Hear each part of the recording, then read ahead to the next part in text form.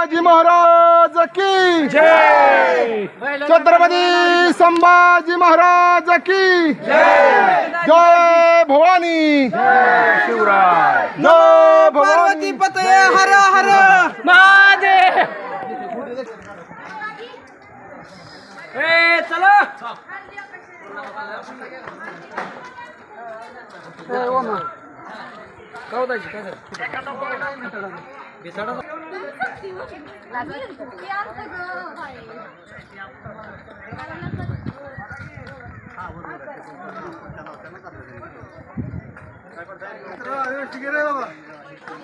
बघत नाही पण तू गेली व्यवस्थित.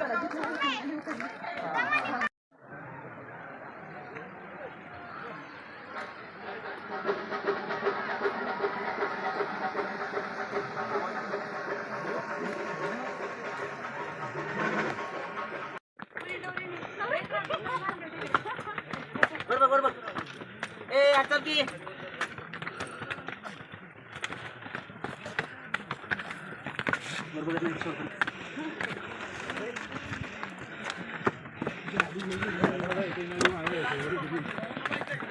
पहिली राजधानी राजगड.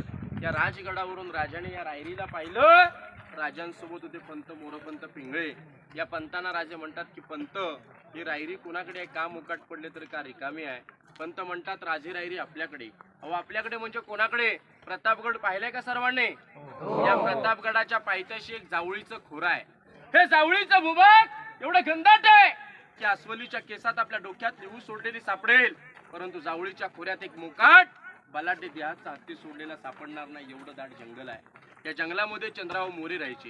हे मोरे फार गर्विष्ठ आणि उर्मट होते, कारण त्यावेळेचा बादशाह माणूस आदिलशाह. जर का मी आज आदिलशाहची चाकरी करतोय म्हटल्यानंतर माझी बरोबरी करणार कोण, हा गैरसमज झाला मोऱ्यांचा. आपल्या राजाने चंद्राव मोऱ्यांना जावळीच्या खोऱ्यात एक प्रेमाचा खलिदा पाठवला. खलिदा म्हणजे लेटर म्हणतो आपण. या लेटर मध्ये असा उल्लेख केला की मोरे आपण दोघे मराठी आहोत, मराठी मिळून एक स्वराज्य घरदार निर्माण करू. परंतु मोरे स्वार्थी, मोरे उर्मट, मोरे घमंडी. मोऱ्याने राजाला युद्धाचं चॅलेंज केलं. तुम्ही कसले राजे? केव्हा झालात राजे? या जावळी प्रांताचे खरे तर राजे आम्हीच आहोत. याला जावळी तर जाळ गवळी. उद्या यायचं असेल तुम्ही आजच या. तुमच्यासाठी दारू गोळा तोफखाना सज्ज आहे. आपल्या राजाने 145 निवडक सरदार निवडले, जावळीच्या खोऱ्यात पाठवले. चंद्रराव मोऱ्यांचा धाकटा भाऊ हनुमंतराव मोरे सूर्याजी काकडे यांच्या हस्ते मारला गेला.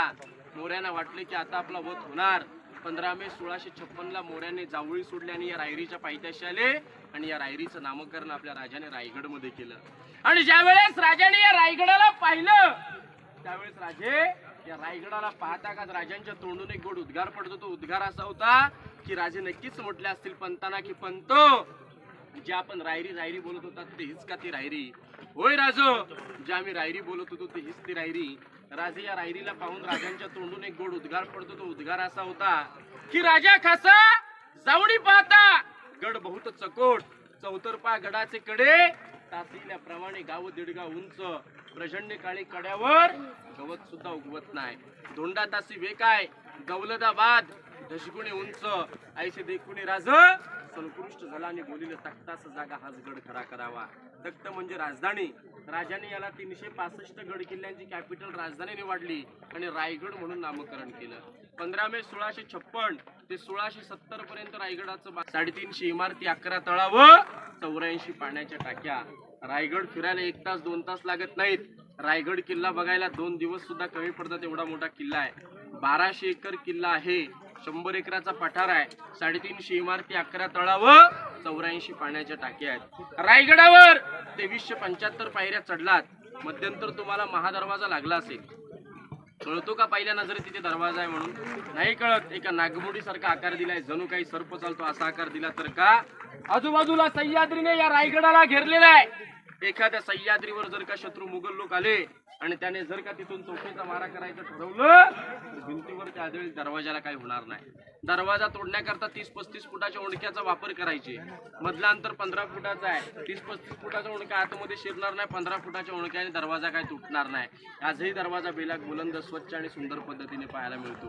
तो किल्ल्याचा मेन गेट महादरवाजा आहे.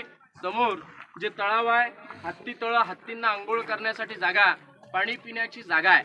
आता रायगडावर माणसाला पॉसिबल होत नाही, मग राजाने हत्ती कसे आणले याची माहिती आपण राजांच्या राजदरबारामध्ये जाऊन घेणार आहोत. या हत्ती तळाव, आता आपण गंगासागर तळाव, विजयस्तंभ, मनोरे असं करत 22 पॉइंट बघणार आहोत. होळीच्या माळापर्यंत मी तुमच्या सोबत राहणार आहे. जगदीश्वर मंदिर समाधीची माहिती देणार. फक्त दर्शनाला तिथे जायचंय, दर्शन करून जेवण करून राहिले संपटनेकर म्हणा.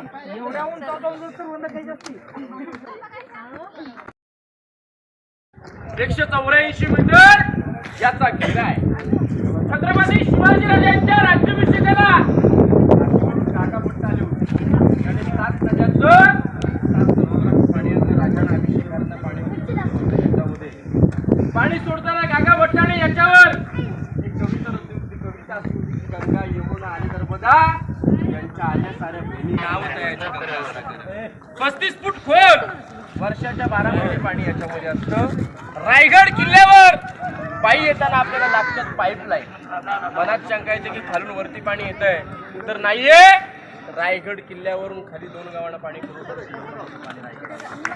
रायगडावर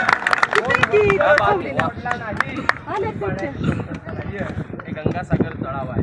समोर ज्या 2 उंच इमारती आहेत त्याला विजस्तंभ मनोरे म्हणतात. त्यावेळेस इलेक्ट्रिक सौर ऊर्जा प्रकार नव्हता. जर का छत्रपती शिवाजी राजांनी एखादा गड किंवा किल्ला स्वराज्यामध्ये निर्माण केला तर जनतेला कसं कळवणार? तर एकाच्यावर इकडे हवा दोष फडकवला जात होता. एकाच्यावरती राजांच्या राण्या हवा खाण्यासाठी यायच्या. मखमली पडद्याने मशलीच्या उजेडाने गोंड्याच्या फुलाने याला सजवला जात होता. कल्पना करा समोरची बाजू किती सुंदर दिसत असेल. याला म्हटलेल्या विजस्तंभ मनोरे. आता आपण प्रॉपर बाल्य किल्ल्यात जातोय. बाल्य किल्ला म्हणजे किल्ल्यात जो किल्ला असतो महत्वाचा एरिया, एक VIP भाग बघण्यासाठी जातोय. कोणी मागं पुढे आता होऊ नका. नॉन स्टॉप आता पॉइंट आहे ते तासाभरात आपल्याला बाल्य किल्ल्यातले महत्वाचे पॉइंट बघायचे. आता कोणी मागे पुढे राहू नका.